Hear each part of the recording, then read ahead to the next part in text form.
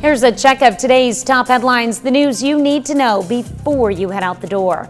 Scientists advise the government meet today in an emergency session to discuss the Johnson & Johnson vaccine. CBS News has learned the U.S. could decide to resume use of the J&J shot, but the vaccine could carry a new warning after several women who received it came down with a rare blood clotting disorder.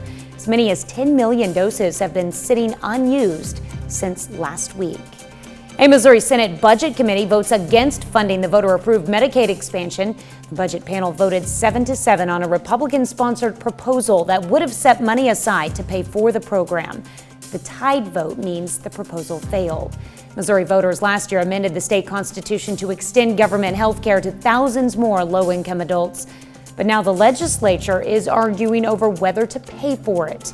The leader of the Budget Committee says it's now up to the full Senate to make a final decision on funding for the program. In Kansas, Governor Kelly vetoes legislation that would have banned trans student athletes from competing in girls' sports. In a statement, the governor said, quote, "As Kansans, we should be focused on how to include all students in extracurricular activities rather than how to exclude those who may be different than us.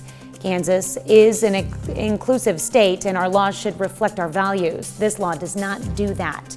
Supporters of the bill still could try to override her veto and try to persuade a handful of moderate Republicans who either voted against the bill or abstained to switch. And police searched for at least 3 more suspects following a series of drug raids in southeast Kansas. Warrants remain active for Kevin Pratt and Jessica Rogers from Iola and Timothy Mishler from Chanute. They're among 12 suspects who were sought in KBI raids Wednesday in Neosho County, Allen County, and Montgomery County, Kansas, following an 8-month-long investigation of drug crimes, including distribution of methamphetamine. One of the raids was at this location on North Garfield in Chanute, where officers say they found suspicious explosive devices. They've arrested a total of 9 people so far, 6 suspects from Chanute, 2 from Iola, and 1 from Cherryville.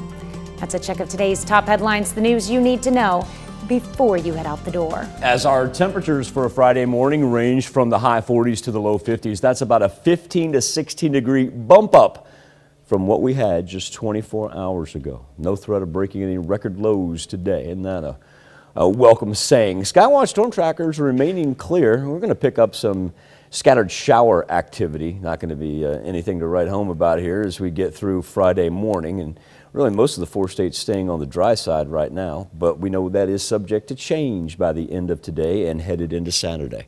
Going to make it up into the 60s with mostly cloudy skies. Let's put Future Track into motion because the thunderstorm activity is going to be here beginning late afternoon, early evening, working from the south.